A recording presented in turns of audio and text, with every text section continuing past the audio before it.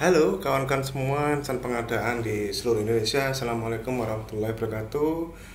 Eh, Salam sejahtera buat kita semuanya ya. Teman-teman, semoga kita selalu dilindungi oleh Tuhan Yang Maha Kuasa, Allah Subhanahu wa taala, berikan selalu kesehatan untuk kita semuanya. Dan alhamdulillah sekarang ini tanggal 31 Oktober 2021 ya, PPKM sudah mulai penurunan, kita sudah mulai move on ya. Kita sudah mulai move on, kita menjalani hidup seperti sedia kala, sedikit demi sedikit dengan kebiasaan yang berbeda, Bapak Ibu ya, sedikit. Oke, Bapak Ibu semuanya, pada video kali ini sangat spesial ya Bapak Ibu ya, sangat spesial karena pada awalnya saya berpikir ini apakah dijadikan konten buku atau dijadikan video YouTube gitu Bapak Ibu ya.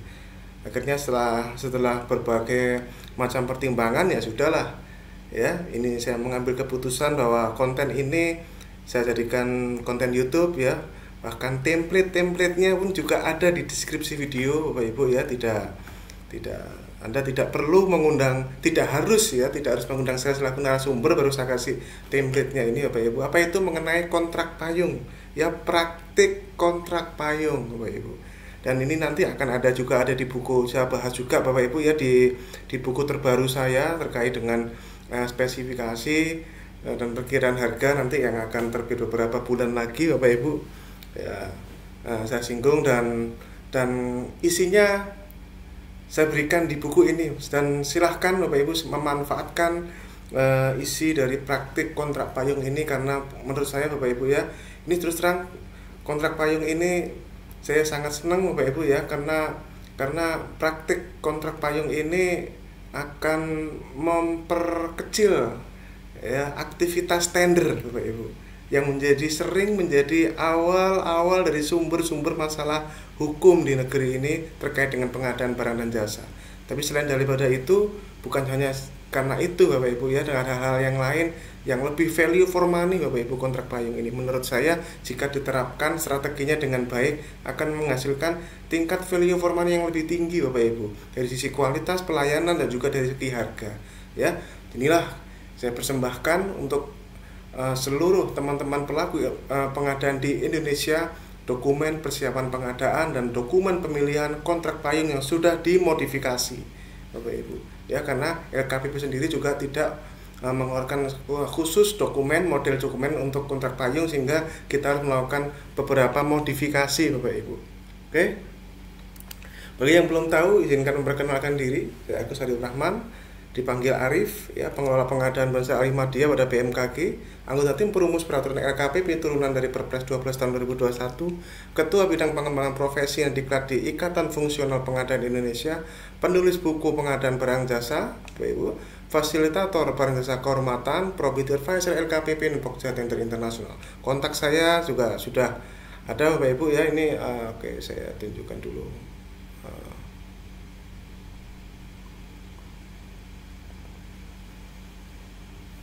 Ini kontak saya Bapak Ibu ya, silakan kalau misalkan ada informasi, ada pertanyaan atau kita ingin diskusi, silahkan Bapak Ibu tinggal WhatsApp saja Bapak Ibu ya, tinggal WhatsApp atau telepon kalau memang pas waktunya pas. Tapi kalau misalkan tidak pas ya Bapak Ibu silahkan ya WhatsApp, insya Allah kita akan melayani semuanya di sini untuk berdiskusi ya, karena kita sama ASN di sini saling melengkapi untuk kita semuanya Bapak Ibu ya, sesama warga negara Indonesia. Oke, kita ke kontrak payung. Ini sangat menarik dan keren Bapak Ibu, insya Allah materinya ini Bapak Ibu. Berikutnya izinkan saya promo ya Bapak Ibu ya, untuk nantikan ya 3 buku terbaru saya Bapak Ibu ya. Terus terang belum ada, ini masih proses di penerbit, yaitu petunjuk teknis penyusunan spesifikasi teknis KK dan perkiraan harga pengadaan barang berbasis kinerja. Kemudian ya ini untuk pastinya untuk PAK, PAPPK ya buku ini. Kemudian yang warna biru ini adalah untuk cara menjawab pemeriksaan hukum BAP kasus pengadaan barang jasa bagi PA, KPA, PPK, Pokja Pemilihan. Ya jelas ya, peruntukan buku ini untuk Anda semuanya di seluruh Indonesia ya. Kemudian buku yang ketiga ini khusus kita dedikasikan untuk seluruh pelaku usaha di Indonesia, mulai dari yang pelaku usaha UMK, koperasi, usaha kecil, menengah, besar, semuanya untuk Anda ya, strategi sukses pelaku usaha mengikuti pengadaan barang jasa pemerintah. Nantikan ya kehadiran buku ini, insya Allah akan sangat menarik Bapak Ibu ya. Kemudian izinkan saya menyampaikan disclaimer statement bahwa video ini tidak mewakili siapapun dan organisasi manapun, murni paparan pribadi selaku fungsional PBJ Bapak Ibu. Apabila di kemudian hari terdapat perbedaan pendapat terhadap isi konten ini, silahkan Bapak Ibu ya, ambil yang Anda mau ambil Bapak Ibu, abaikan yang Anda tidak setuju, ikuti ketentuan yang berlaku dan instansi yang berwenang yaitu LKPP Bapak Ibu. Silahkan dengarkan aja LKPP Bapak Ibu ya. Ini adalah video saya pribadi yang terkait dengan strategi. Oke, berbicara kontrak payung itu pasti orang akan bertanya dulu, dasar hukumnya apa sih Pak? Ya, kok bisa-bisanya ya, dasar hukumnya pastinya adalah dasar hukum aturan tertinggi di negara kita tentang pengadaan, yaitu Perpres ya, Perpres 16 junto Perpres 12, di mana di pasal 27 dilahirkan salah satu jenis kontrak yang bisa digunakan adalah kontrak payung untuk barang atau jasa lainnya, dan kontrak payung untuk jasa konsultansi non konstruksi ya. Jadi kontrak payung seperti ini Bapak Ibu ya, pasal 27 ayat 1 dan ayat 3 dilahirkanlah dasar menjadi kontrak payung. Kontrak payung ini adalah jenis kontrak ya, karena juga kontrak payung ya, jenis kontrak. Yaitu dapat berupa kontrak harga satuan dalam periode waktu tertentu untuk barang jasa yang belum dapat ditentukan volume dan atau waktu pengirimannya pada saat kontrak ditandatangani. Volumenya belum bisa ditentukan. Yang bisa kita kunci di sini adalah item barang atau item pekerjaannya. Itu yang kita kunci di sini. Sementara nanti volumenya nanti ya, pada saat ada kebutuhannya. Seperti itu. Nah, ini Bapak Ibu ya, kontrak dasar hukumnya di pasal 27 ayat 1, ayat 3 dan ayat 8 di Perpres dilahirkanlah jenis kontrak payung. Kemudian kontrak payung kemudian diturunkan di rinciannya nih, di turunannya Bapak Ibu ya, di Perlem 12 tahun 2021 yang kebetulan saya ikut menyusun Perlem ini Bapak Ibu, di lampiran 1 khususnya ya, hanya ada di lampiran 1 ya Bapak Ibu ya. Kontrak payung tidak ada di lampiran 2, hanya ada di lampiran 1, yaitu pedoman pengadaan yang non konstruksi. Jadi kontrak payung dapat berupa kontrak harga satuan dalam periode waktu tertentu untuk barang jasa yang belum dapat ditentukan volume dan atau pengirimannya pada saat kontrak ditandatangani. Kontrak payung digunakan, ini misalnya ada contohnya ya di sini ya. Contohnya adalah untuk pengadaan obat, jasa boga, jasa pelayanan perjalanan, dan banyak hal yang bisa dikontrak payungkan ya. Kemudian kontrak payung dapat ditindaklanjuti dengan kontrak pemesanan, kontrak pembelian atau bentuk lainnya. Istilahnya macam-macam. Kalau saya mengistilahkannya adalah kontrak pengadaan Bapak Ibu ya, kontrak pengadaan. Saya mengistilahkan, tapi pada prinsipnya istilah apapun boleh-boleh aja lah ya. Nah, kalau teman-teman di LKPP lebih senang istilah kontrak pembelian, gak masalah ya Bapak Ibu ya. Yang penting ini kontrak kontrak-kontrak ini, kontrak pemesanan, kontrak pembelian atau bentuk lainnya, itu merupakan tindak lanjut dari kontrak payung. Sekali lagi, kontrak pemesanan, pembelian, bentuk lainnya adalah tindak lanjut dari kontrak payung Bapak Ibu. Oke. Jadi ininya kontrak payung ini hanya untuk jenis pengadaan 3 ini saja ya. Barang, jasa lainnya, jasa konsultan non konstruksi, tidak ada untuk yang lainnya selain ini. Ya. Kita bicara definisi nih. Definisi kontrak payung adalah penggunaan kontrak payung pada tender atau seleksi dapat ditetapkan lebih dari satu pemenang. Ya.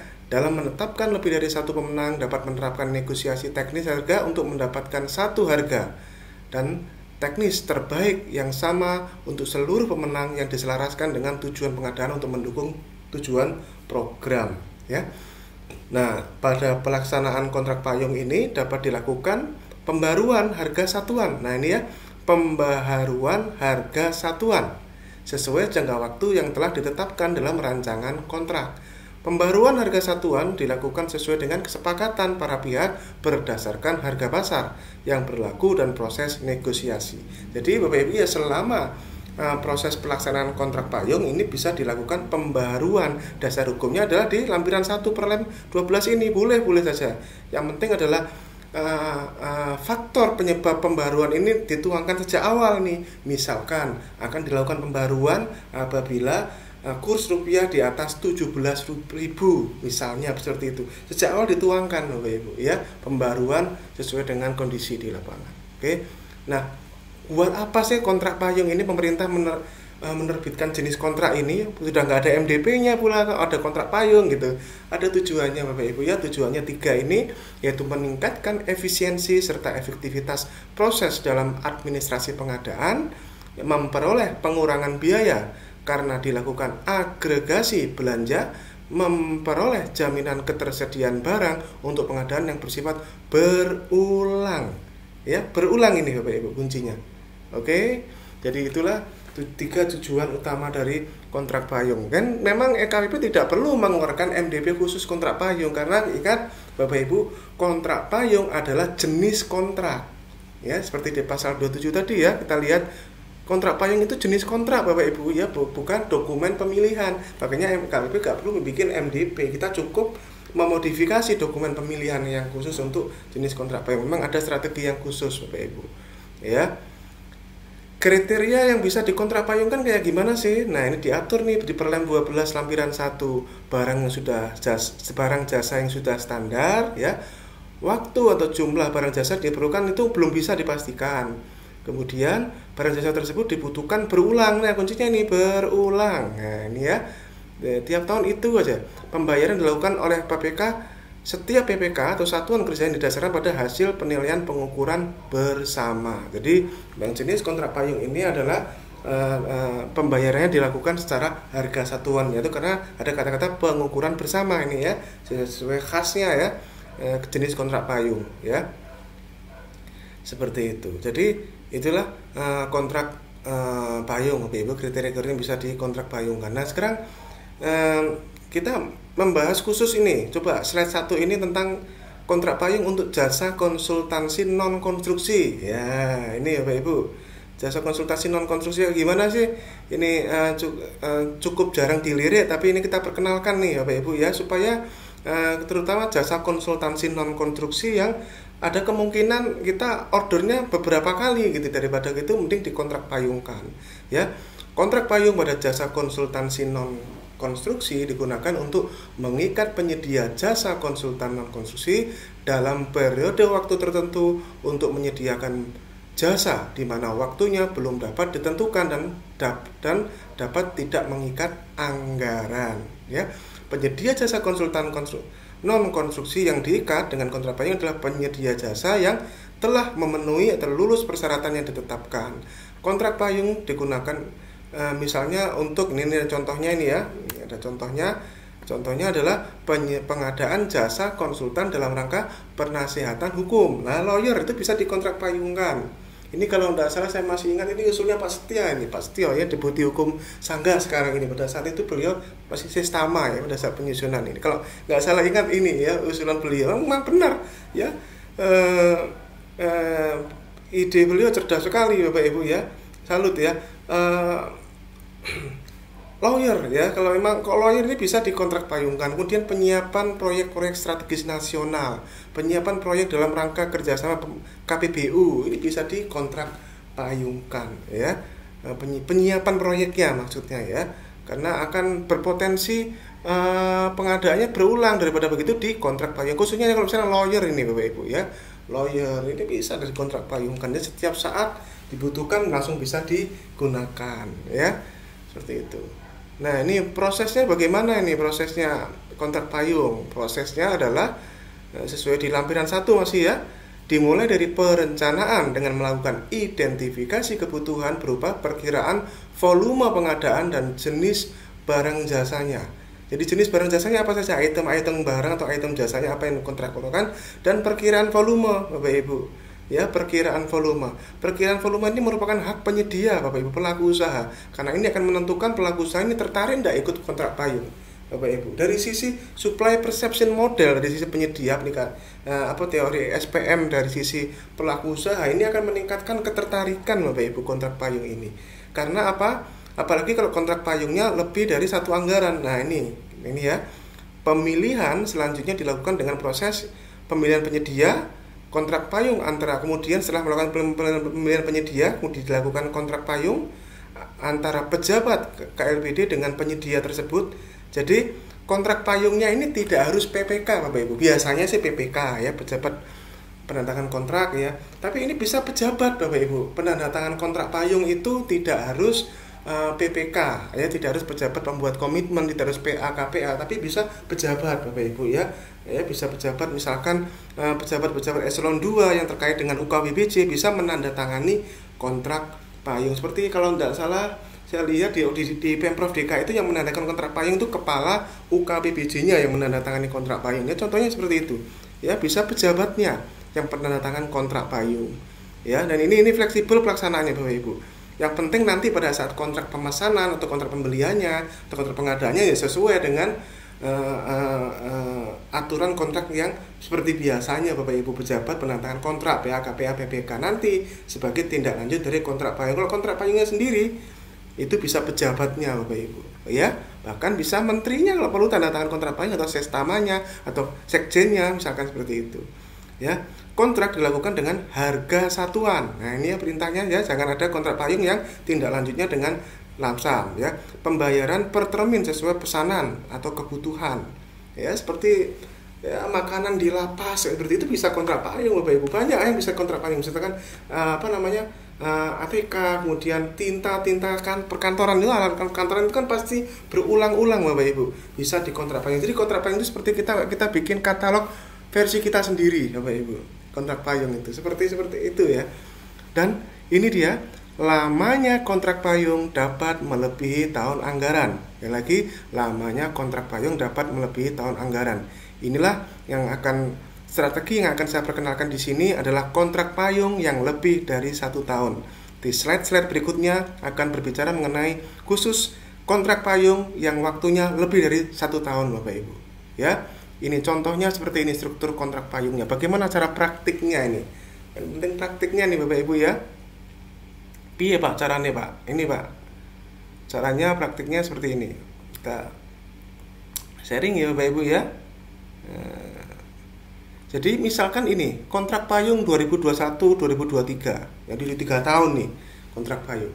Maka itu kontraknya nanti akan terdiri dari kontrak payungnya itu sendiri, kemudian kontrak pengadaan tahun 2021, kemudian nanti 2022 kontrak lagi, 2023 kontrak lagi. Kurang lebih gambarannya seperti itu. Tapi harus ada framework kontraknya ini, payungnya ini harus ada dulu. Dan kontrak payung ini tidak ada nilai kontraknya. Yang ada nilai kontraknya yang bawah-bawah ini, kontrak pemesanan, kontrak pembelian, kontrak pengadaan, apapun istilahnya, ini baru ada nilainya. Ini kagak ada, ini hanya ada price list, daftar kuantitas dan harga saja Bapak Ibu di kontrak payungnya. Nah ini ya, konsep dasarnya gini. Ini praktiknya, ini kita berbicara praktik karena di peraturan LKPP tidak diterangkan Bapak Ibu ya bagaimana cara mempraktikkannya secara detail ya, khususnya yang lebih dari 1 tahun. Oleh karena itulah izinkan saya memaparkan kepada Bapak Ibu semuanya strategi praktiknya pelaksanaan kontrak payung ini ya, secara ringkas ya. Jadi nantinya peserta tender Bapak Ibu ya, peserta tender yang menjadi pemenang di dalam kontrak payung ini itu akan dapat 2 jenis kontrak nantinya, pemenang tendernya ini. Ya pastinya kontrak payung ini dilakukan melalui SPSE ya, tendernya melakukan SPSE, nanti Anda tinggal pilih kontrak payung gitu ya. Nah, itu nanti Bapak Ibu. Jadi dia dapat 2 jenis kontrak, yaitu kontrak payung. Ini misalnya nih 3 tahun, ini misalnya Bapak Ibu ya, ini misalnya nih 3 tahun, bisa 2 tahun, bisa 5 tahun, terserah. Ya, saya mah kalau saya mah 3 tahun lah cukup Bapak Ibu ya, enggak usah lama-lama ya. Dan dari misalkan ini 2022-2004 dengan lampiran daftar harga satuan kontrak payung, berkontrak dengan pejabat penandatangan kontrak payung ya. Tergantung nih pejabatnya siapa. Nanti tidak harus PA KPA PPK ya, pejabat kontrak payung. Nah kemudian yang kedua baru ini kontrak pemesanannya ini ya, kontrak, kalau saya istilahnya kontrak pengadaan Bapak Ibu ya. Tahun 2022 dengan menggunakan harga satuan pada kontrak payungnya, berkontrak dengan pejabat penandatangan kontrak pengadaannya atau kontrak pemesanannya. Itu ya konsep dasarnya begitu. Ini praktiknya. Kita berbicara praktiknya nih Bapak Ibu ya. Aturannya tadi kan sudah ini. ya. Prakteknya bagaimana? Nah, ini gunanya video YouTube ini Bapak Ibu, silakan menjadikan referensi dari saya selaku fungsional pengelola pengadaan Bapak Ibu, di mana saya menggunakan ini berdasarkan kompetensi yang saya miliki, kemudian kita melakukan analisis dan membuat strategi Bapak Ibu. Jadi paparan ini merupakan strategi pengadaan dan nanti akan saya klaim sebagai angka kredit saya Bapak Ibu, strategi pengadaan. Jadi konsepnya seperti ini, kontrak pengadaan pekerjaan ini untuk tahun 2023 dan 2024. Nah, ini contohnya kalau misalkan tahun pertamanya 2022 ya. Jadi kalau tahun pertamanya 2022, pada saat kontrak itu pemenang tender akan dapat 2 kontrak. Ya, clear ya sampai sini ya. Jadi saya ulangi lagi, kalau misalkan ini untuk tahun pertamanya 2022, pemenang tendernya nanti dapat 2 kontrak. Kontrak payung dan kontrak pemesanan sesuai yang pada saat tendernya itu. Dia haknya harus itu.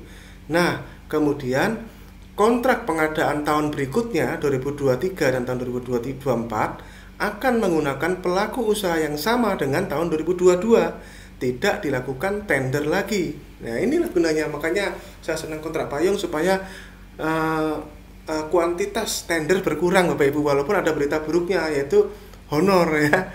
Tapi ya sudahlah, kita fungsional juga sudah dapat tunjangan grade kelas jabatan yang tinggi Bapak Ibu ya. Itu paling enggak kalau kita mengurangi aktivitas tender itu kemungkinan bermasalah hukum makin kecil Bapak Ibu. Iya enggak? Ya enggak Bapak Ibu? Ya, karena masalah-masalah hukum pengadaan barang jasa kita itu paling banyak saya lihat dari pengadaan yang metode pemilihannya tender Bapak Ibu. Ya. Sama penunjukan langsung ya, itulah. Ya. Ya, ini ya, dengan menggunakan daftar kuantitas dan harga yang akan ditentukan pada tahun berjalan sesuai identifikasi kebutuhan pada tahun berjalan tersebut ya. Nah, tapi memang perkiraan harga selama masanya harus disampaikan karena itu akan menentukan pelaku usaha ikut tertarik enggak kontrak payung, bahwa kontrak payung ini sanggup menarik perhatian pelaku usaha yang bonafit Bapak Ibu, yang pengalaman. Ya, selama ini pengadaan barang jasa pemerintah yang ikut tender itu adalah pelaku usaha yang istilahnya itu tangan kesekiannya gitu ya. Bukan rantai pasok yang sebenarnya sehari-hari bidang usahanya itu Bapak Ibu. Ya enggak? Ya karena mereka tidak cukup tertarik berbisnis dengan pemerintah, sudah bayar belakangan. Ya, birokrasinya ruwet, minta ini itu, tetek bengek, untungnya nggak seberapa, tapi berpotensi masalah diresei sama pengaduan ya, kayak gitu. Nah, harapannya dengan kontrak payung ini Bapak Ibu ya, dengan kontrak payung ini kan menarik. Wah, ini saya dikontrak 3 tahun nih.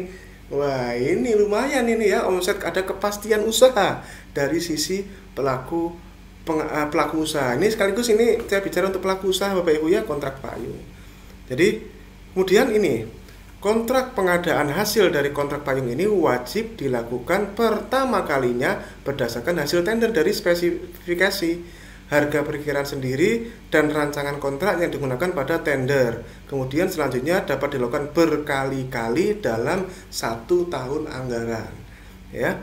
Banyak contohnya Bapak Ibu ya, sudah dilakukan kontrak payung. Saya contohkan kalau di tempat saya alat-alatan yang sudah pasti berulang itu seperti transmitter radiosun, itu untuk pengamatan udara atas. Itu pasti tiap tahun tuh beli terus gitu Bapak Ibu ya. Nah, dengan sekarang di kontrak payung kan itu sudah merasakan Bapak Ibu ya, kebutuhan meteorologi sudah merasakan manfaatnya kontrak payung. Bisa beli berkali-kali dalam 1 tahun Bapak Ibu. Misalkan ada silpa nih, ini bisa dioptimalkan dengan beli lagi nih transmitter radiosun tanpa perlu tender lagi, sudah tinggal SPP biji saja Bapak Ibu ya, tinggal SPP biji setiap kali order ulang Bapak Ibu ya, setiap kali order ulang. Jadi pada awal kontrak payung pemenang tender akan mendapatkan 2 surat SPP biji ya, yaitu SPP biji untuk penetapan kontrak payungnya dan SPP biji untuk kontrak pembeliannya atau pemesanannya. Nah, kontrak pembelian dapat dilakukan berkali-kali sepanjang tahun dengan bentuk kontrak disesuaikan dengan nilai paket dan legitimasi dengan SPP biji kontrak pengadaan atau pemesanan atau pembelian ya. ya itu apapun istilahnya ya.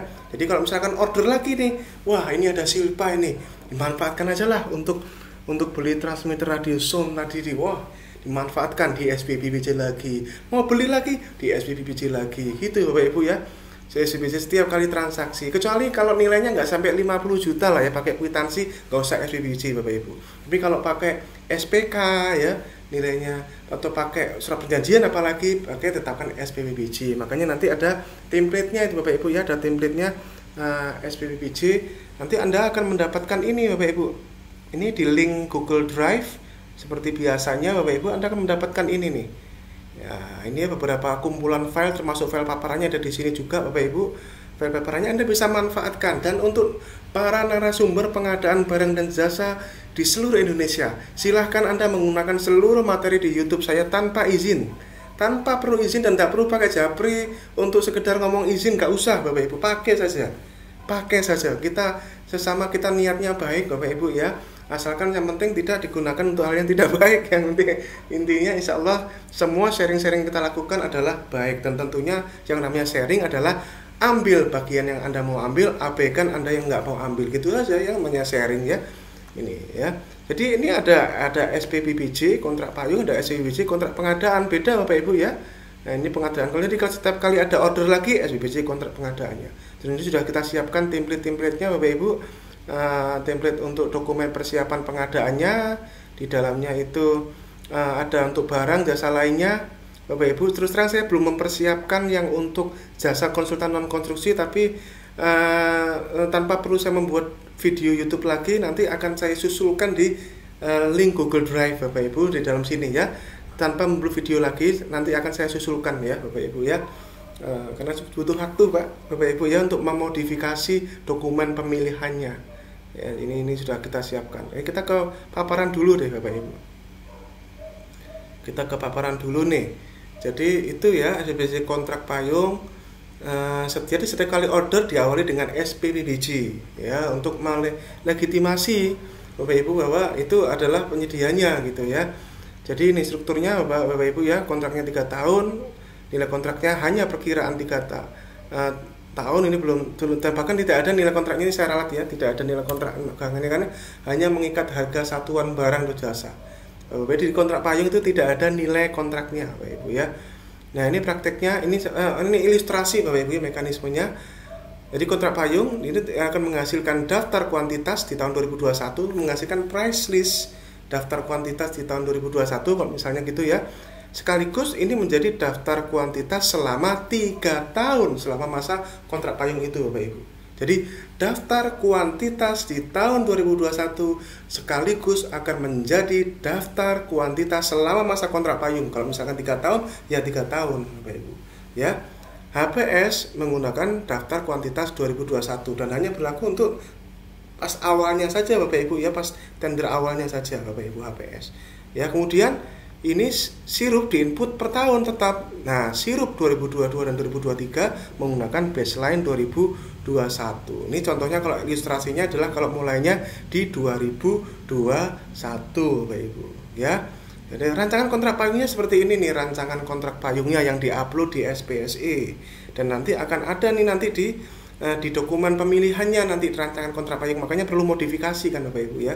Jadi ada rancangan kontrak payungnya ya, kemudian ada kontrak pemesanannya, pengadaannya di tahun 2021 ya, bisa surat perjanjian, bisa SPK, bisa kwitansi ya, tergantung reordernya. Kalau reordernya itu nggak sampai 200 juta ya cukup SPK Bapak Ibu, apalagi lo nggak sampai 50 juta ya cukup kwitansi. Jadi namanya reordernya lagi itu tergantung nilai paketnya ya, seperti tadi amanahnya tadi ya di Perlem 12 tadi Bapak Ibu ya, seperti itu.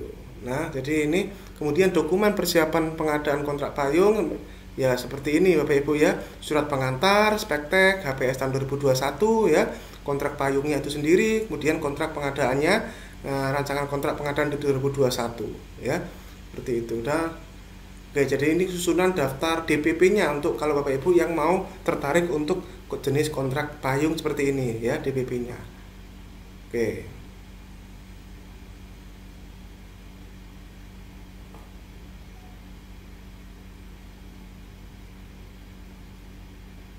Oke, sudah ya. Sekarang kita ke filenya nih. Apa-apa aja yang di dalam sini. Kita ke folder nomor satu dulu nih Bapak Ibu ya, rancangan kontrak payung. Ya, ini berisi apa? Spektek. Ya, ini spektek. Bapak Ibu, spekteknya kontrak payung seperti ini nih ya Bapak Ibu ya. Ini formatnya saya ambil, ini khusus barang dan jasa lainnya saja ya Bapak Ibu ya. Saya ambil dari Kepdef 10 2019, walaupun sebenarnya Kepdef ini sudah nggak berlaku setelah Perlem 7 2018 dicabut. Ini sebenarnya nggak berlaku, tapi karena tidak ada referensi lagi mengenai struktur spesifikasi teknis untuk barang dan jasa lainnya, menurut kawan-kawan di LKPP nggak ada masalah Bapak Ibu kan. Ini kan toh strategi, bagian dari strategi pengadaan. Jadi dokumen spek ini isinya begini Bapak Ibu ya. Ini contohnya ya. Dokumen spek ini merupakan spek ruang lingkup pekerjaan dalam kontrak payung selama 2021 sampai 2023 yang akan menjadi dasar ketentuan pada dokumen spek kontrak pengadaan paket pekerjaan ini. Jadi peserta tender yang menjadi pemenang akan mendapatkan dua jenis kontrak seperti yang diceritakan ya. Dengan demikian kontrak pengadaan pekerjaan ini 2022 dan 2023 akan menggunakan pelaku usaha yang sama dengan 2021. Tidak dilakukan tender lagi dengan menggunakan daftar kuantitas. Ini saya daftar kuantitas ya, tidak ada daftar keluaran ya. Daftar kuantitas dan harga yang akan ditentukan pada tahun berjalan sesuai identifikasi kebutuhan pada tahun berjalan tersebut ya. Seperti itu, dan ini semoga ini menjadi daya tarik bagi pelaku usaha ini ya. Jadi ada kepastian usaha selama 3 tahun ke depan ya. Ini contohnya kalau 3 tahun ya. Kemudian ini spesifikasi mutu ya. Ini justru di kontrak payung, kalau jenis-jenis kontrak payung ini bagian utamanya nih Bapak Ibu ya. Spesifikasi mutu ini Bapak Ibu adalah penetapan spesifikasi mutu yang berupa uji mutu kuantitatif ya. Ya, ini saya tekankan lagi nih.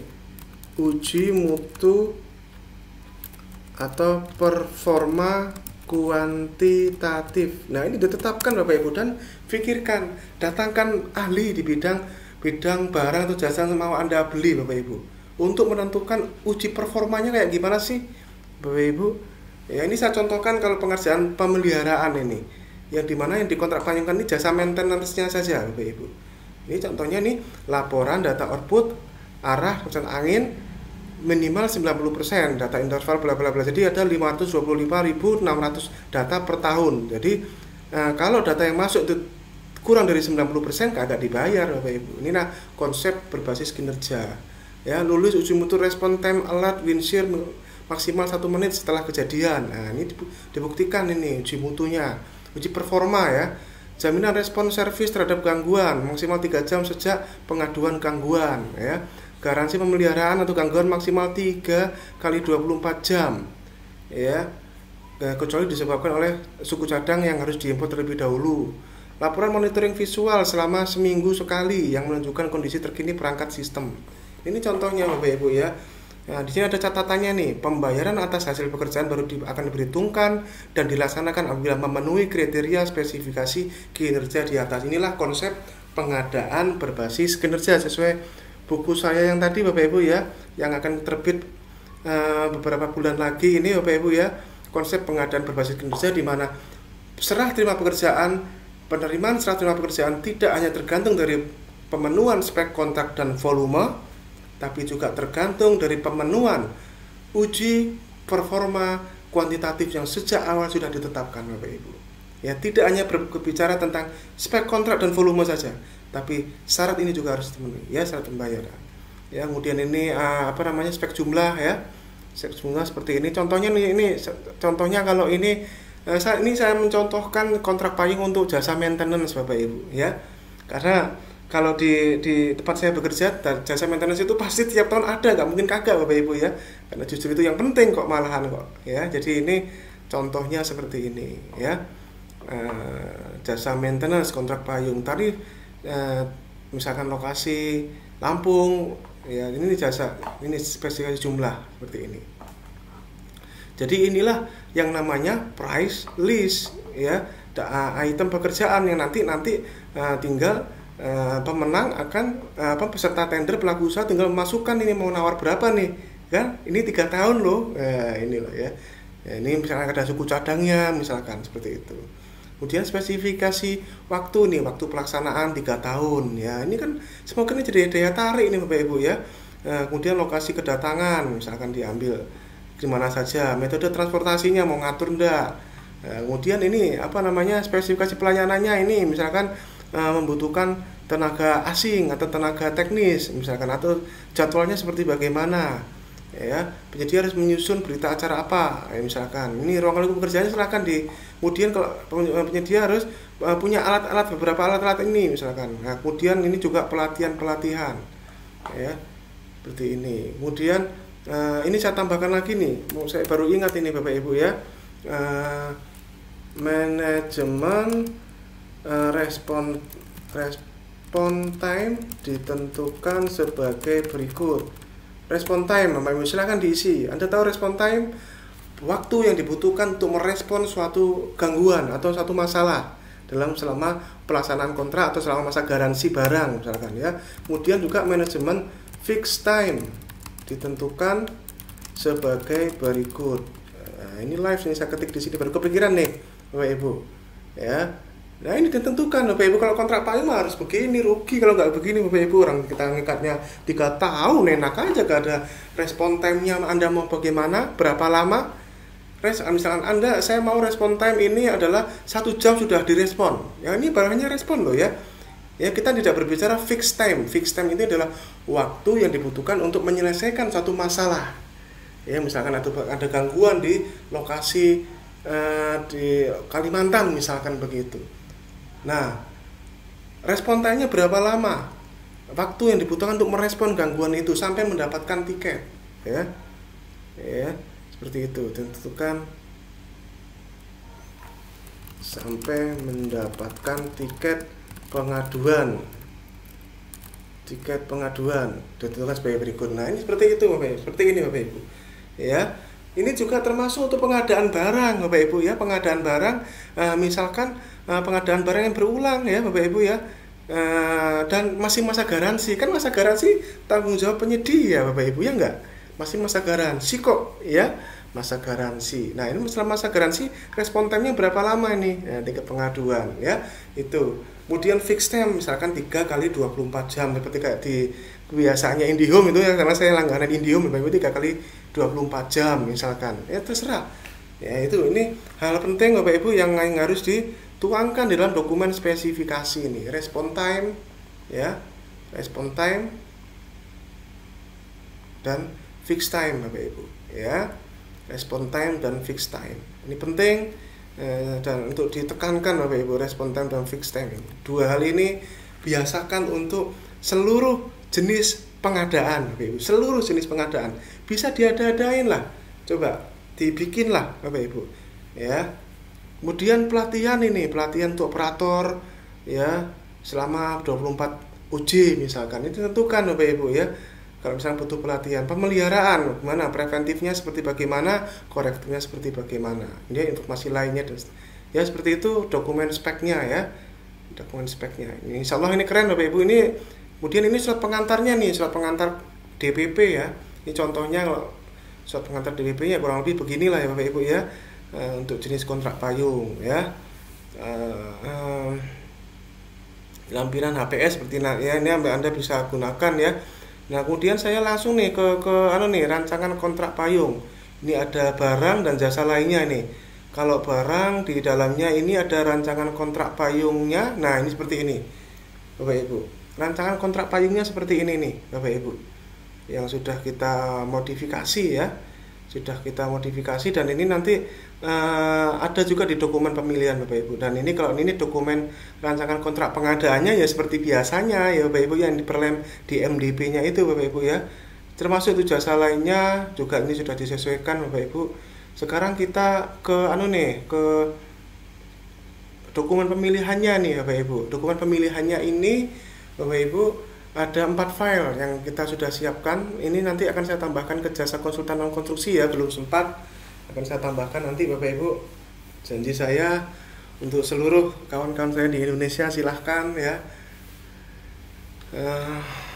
Jadi ada 2 macam file, yaitu berita acara reviewnya dan dan dan dokumen pemilihan modifikasi versi kontrak payung ya untuk barang dan jasa lainnya.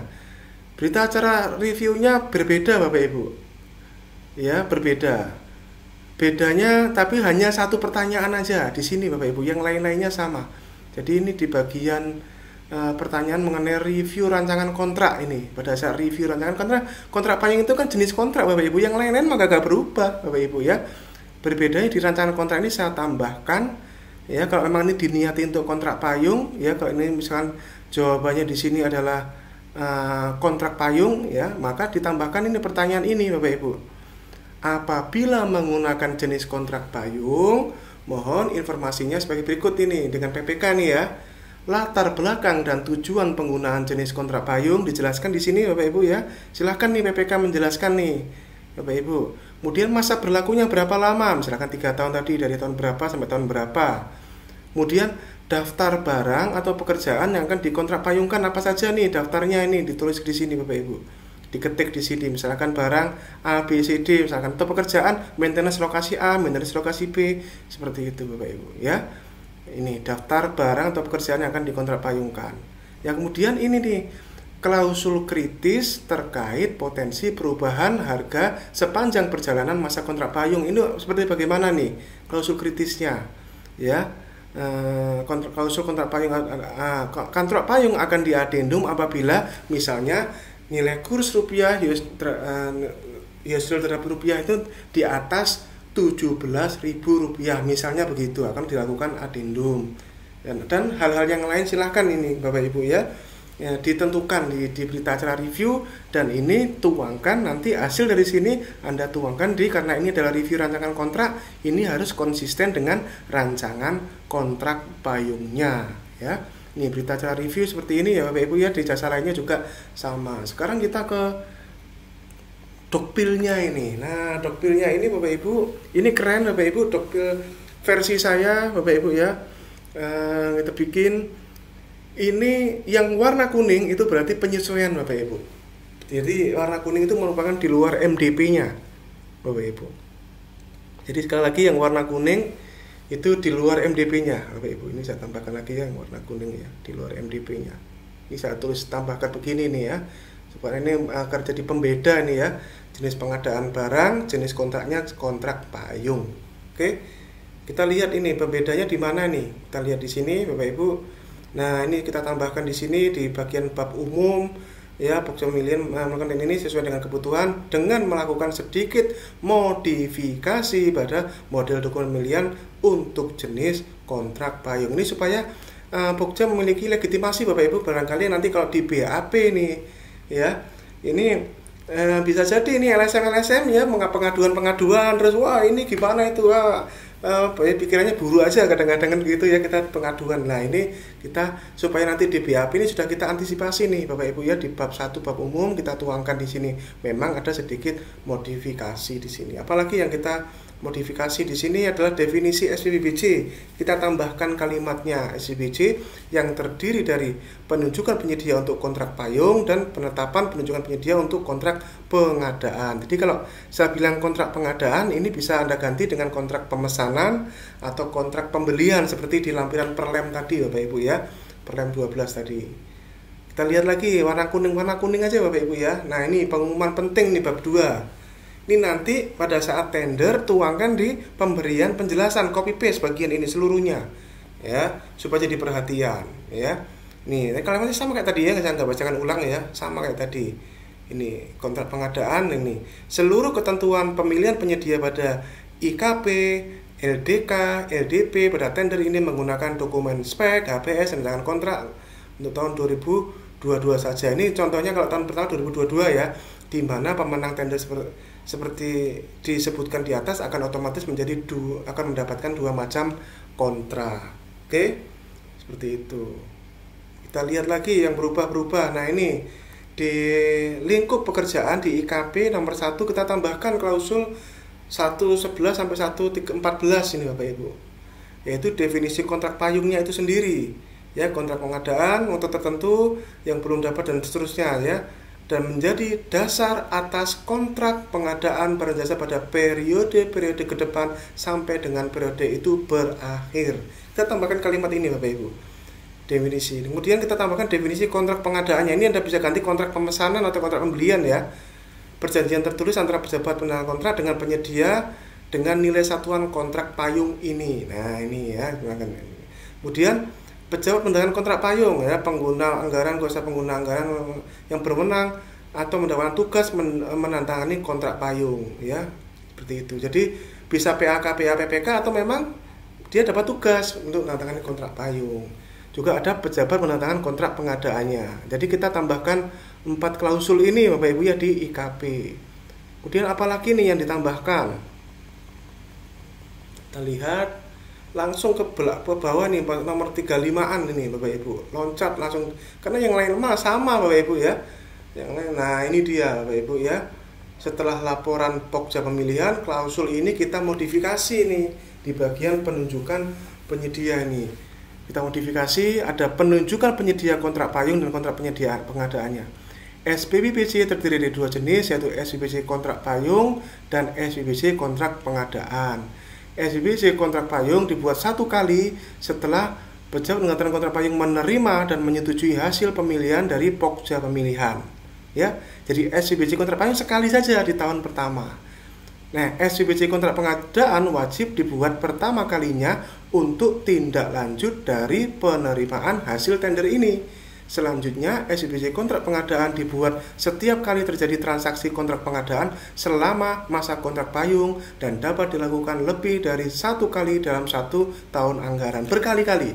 Ya, jadi dengan dituangkan ke dalam dokumen pemilihan seperti ini menjadi dasar hukum Bapak Ibu untuk PPK selanjutnya ya. Kalau misalnya reorder lagi, tinggal lakukan SPPBC lagi seperti itu Bapak Ibu ya. Kecuali nggak sampai 50 juta, nggak usah SPPBC lah ya, misalnya pakai kwitansi saya SPPBC. Nah, gitu.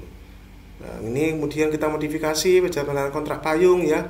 Dalam hal pejabat kontrak payung menyetujui hasil pemilihan, maka pejabat penandatangan kontrak payung menerbitkan SPPBC kontrak payung sekaligus SPPBC kontrak pengadaan transaksi pertama hasil dari tender ini.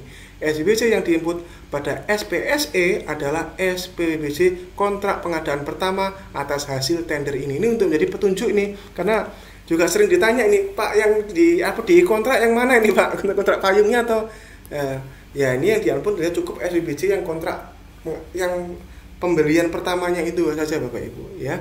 Anda bisa sebenarnya tambahkan aja SPPBC kontrak payung juga boleh ya. Minimal wajibnya adalah yang ini Bapak Ibu ya, karena ini kan menjadi komitmen pemerintah ya, komitmen dari PPK untuk meng-SPPBC-kan di transaksi pertamanya ya. Nah, ini pejabat penandatangan kontrak pengadaan menginputkan data SPPBC kontrak pengadaan dan mengunggah SPPBC kontrak pengadaan yang telah diterbitkan pada SPSE dan menyampaikan SPPBC kontrak pengadaan tersebut melalui SPSE kepada pemenang sekaligus bersamaan dengan penyampaian SPPBC kontrak payungnya ya. Seperti itu praktiknya ya. Ini makanya kita tambahkan supaya menjadi pedoman Bapak Ibu ya. Klausul-klausul ini SPPBC kontrak payung diterbitkan paling lama 5 hari kalender setelah PPK menerima hasil pelaksanaan pemilihan. Karena ini nggak diatur, ini saya buat aja seperti ini 5 hari kalender Bapak Ibu ya, SPPBC kontrak payungnya. Oke.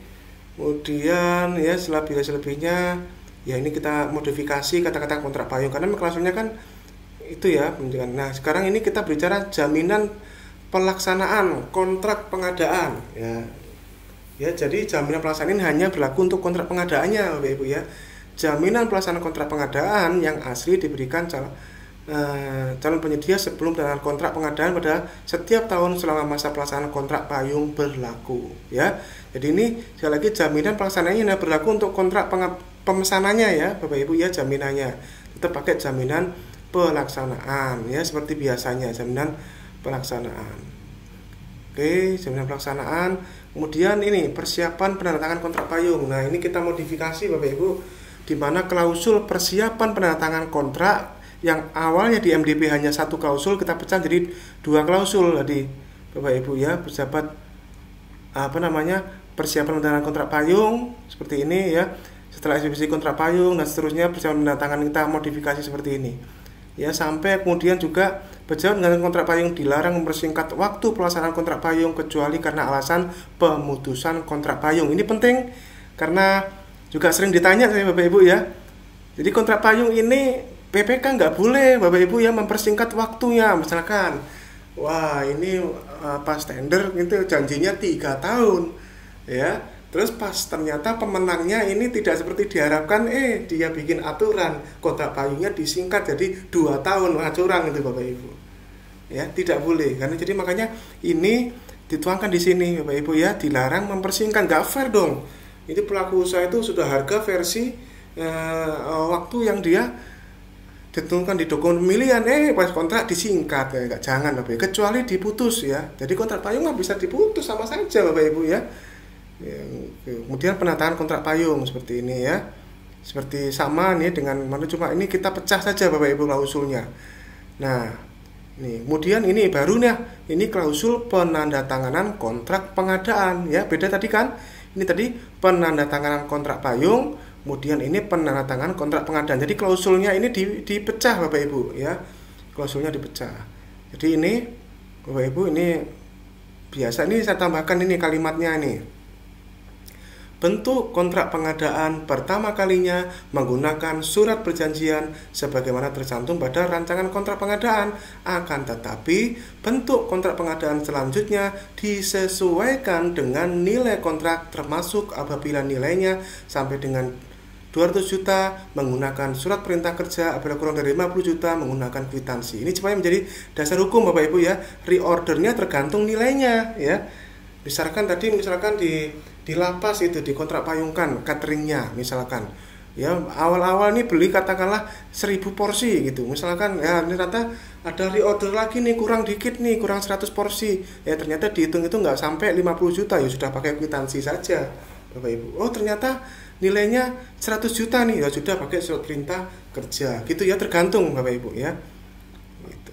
Nah ini pihak-pihak yang menandatangani sama ya, selebihnya sama Bapak Ibu ya, selebihnya sama seperti standarnya Bapak Ibu ya. Oke, jadi itu. Kemudian apalagi yang kita modifikasi? Bab 4 sama, bab 5 sama, bab 6 sama, bab 7 sama, fakta integritas, bab 8 sama, formulir ini sama, tata cara ini sama. Nah ini SS di bagian bab 10 Bapak Ibu, ini saya tambahkan kalimat kontrak pengadaan atau kontrak pemesanan ya. Nih ya.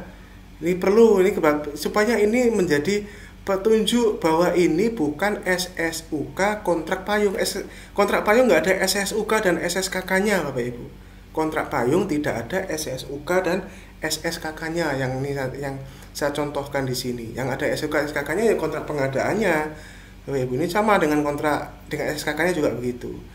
Kemudian nah ini bab rancangan kontrak saya pecah nih, bab 13 dan bab 14. Bab 13 rancangan kontrak rancangan kontrak pengadaannya Bapak Ibu ya.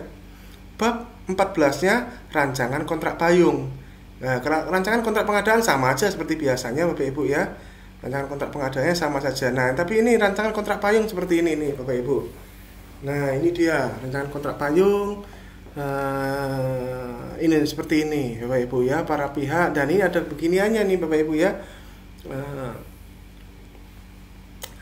Dan seterusnya bla bla seperti standarnya ini. Maka berdasarkan kontrak payung dan penyedia dengan ini bersepakat. Nah ini dia kontrak payung ya.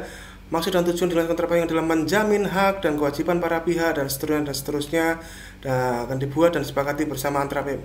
Dan selanjutnya untuk dapat dilaksanakan kontrak payung akan dibuat dan disepakati bersama antara PPK yang tergabung dalam konsolidasi tender dengan pihak kedua. Seperti ini ya. Nah, kemudian ruang lingkupnya ini ya, ruang lingkup kontrak payung meliputi tender untuk satker yang tergabung dalam konsolidasi. Nah, ini ruang lingkupnya bisa seperti ini atau bisa digunakan kalimat yang lain, misalkan sebagian tersebut pada spesifikasi, atau Bapak Ibu ruang lingkupnya detailkan di sini. Justru itu yang penting ya. Silahkan, ini memang ini kan contoh Bapak Ibu ya, ini contoh.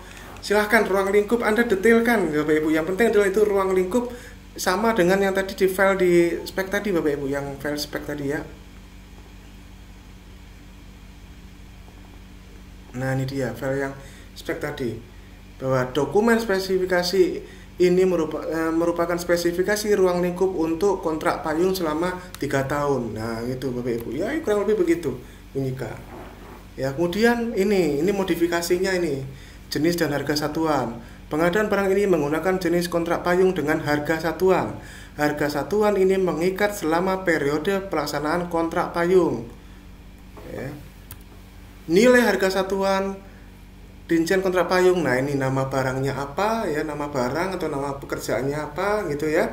Satuannya bagaimana, mereknya apa, satuannya ini yang diikat Bapak Ibu. Inilah Bapak Ibu, seperti jadi kontrak payung itu seperti kayak kita itu bikin katalog versi kita sendiri gitu, yang berisi price list kontrak payung itu Bapak Ibu, yang berupa item barang atau item pekerjaan. Silahkan dimodifikasi ya. Harga satuannya termasuk apa saja disebutkan di sini ya, seperti itu Bapak Ibu ya.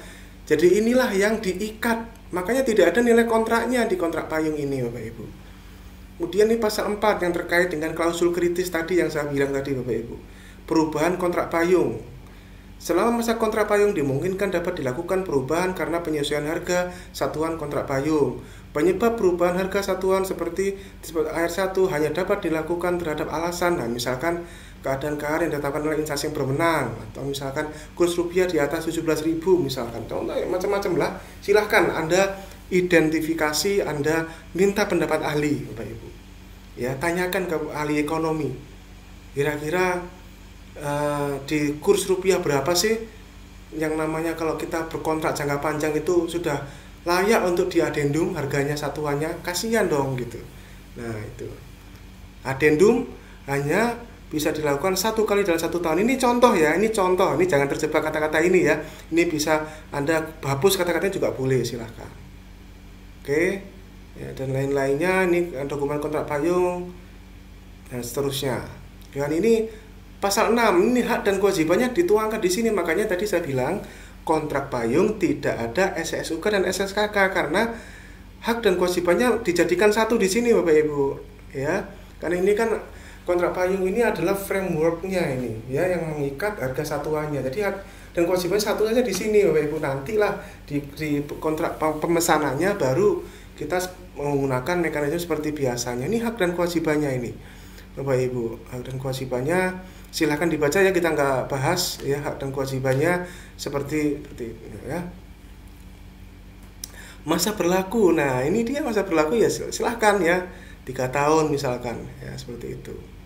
Kemudian ini pasal 8 tentang kontrak pengadaannya ini. Kontrak payung sebagaimana diperjanjikan akan dijabarkan lebih lanjut dalam kontrak pengadaan. Nah ini pasal 8 ini akan menjadi dasar hukum dikeluarkannya kontrak pengadaan atau kontrak pemesanan atau kontrak pembelian sebagaimana diamanatkan di Perlem 12/2021 di lampiran 1 tadi Bapak Ibu. Ada istilah kontrak pemesanan, kontrak pembelian. Nah ini dasar hukum kita tambahkan nih di pasal 8 ini. Kontrak payung akan dijabarkan lebih lanjut dalam kontrak pengadaan. Kontrak pengadaan akan diterbitkan masing-masing anggota konsolidasi. Ini ceritanya kalau konsolidasi ya Bapak Ibu ya. Seperti itu. Nah itulah Bapak Ibu.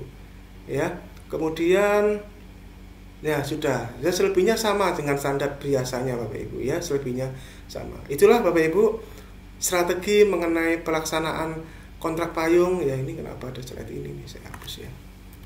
Strategi mengenai pelaksanaan kontrak payung. Semoga ini menjadi strategi yang insya Allah menurut saya lebih value for money Bapak Ibu, lebih value for money, dan pelaku usaha itu bisa meningkat daya tariknya. Yang awalnya nggak tertarik berbisnis dengan pemerintah, oh ini tertarik nih 3 tahun lumayan ini, jadi yang bonafit akhirnya ikut tender nih, kita senang Bapak Ibu ya. Yang kita sedih itu apa? Kalau kita tender yang ikut adalah A3, A4, A10 gitu Bapak Ibu ya, yang ikut tender. Jadi yang kita Bapak Ibu bergembiralah kalau yang Anda bisa membuat satu strategi pengadaan ya, dokumen spesifikasi dari strategi pengadaan yang mampu menarik pelaku usaha yang kredibel Bapak Ibu. Itu keberhasilan buat Anda itu Bapak Ibu, kalau sampai Anda ya. Itu terlihat kok Bapak Ibu ya, apalagi kalau pengadaan-pengadaan yang nilainya lumayan besar ya, kemudian berteknologi tinggi, berisiko tinggi. Itu kalau misalkan sampai perusahaan BUMN masuk, wah itu menjadi salah satu indikator, wah berarti itu proyeknya menarik ya Bapak Ibu ya. Proyeknya menarik, apalagi kalau jangka waktunya panjang Bapak Ibu ya. Paket-paket maintenance yang ada di bawahnya ratusan lokasi, yang perikatan maintenance-nya itu bertahun-tahun Bapak Ibu, itu kalau menang itu bisa jadi Bapak Ibu ya, kalau diskusi dengan beberapa pelaku, pernah saya diskusi dengan pelaku usaha itu, dia bilang, wah ini kalau saya menang nih Pak ya, kalau saya menang nih 3 tahun nih dengan maintenance beberapa ratusan lokasi di seluruh Indonesia, ini saya berani Pak bikin depo Pak di titik-titik tertentu, misalkan saya bikin depo di Bali, di Kalimantan, di Sulawesi misalkan, supaya nanti kalau ada perangkat-perangkat yang rusak dalam maintenance itu, saya nggak usah dikirim ke Jakarta gitu, kita sudah ada bengkelnya sendiri, saya berani bikin bengkel itu Pak, kalau saya diikatnya 3 tahun Pak, apalagi 4 tahun, 3 tahun, 4 tahun, 5 tahun, seperti itu Bapak Ibu. Itu hasil diskusi saya dengan pelaku usaha. Nah itulah kontrak payung. Dari sisi value for money, insya Allah akan lebih baik Bapak Ibu tadi sisi, dan akhirnya kita lebih fokus kepada ini nih Bapak Ibu. Nah, kita akan lebih fokus ke sini nih Bapak Ibu. Spesifikasi mutu sesuai amanat di Perlem 12, juga amanat di Perpres Bapak Ibu. Ya, spesifikasi mutu ini. Oke. Terakhir Bapak Ibu, izinkan kita berintrospeksi diri. Dari semua yang kita sampaikan ini, pada ujung-ujungnya Bapak Ibu, yang terpenting adalah jaga integritas kita masing-masing. Jaga integritas Bapak Ibu. Integritas itu tidak bisa dibeli dengan uang Bapak Ibu. Integritas itu mahal harganya. Dan banyak pelaku pengadaan di Indonesia membayar mahal integritas itu dengan perlakuan-perlakuan yang menyakitkan. Tapi Bapak Ibu ya, integritas itu akan berlaku adil untuk dirinya Bapak Ibu.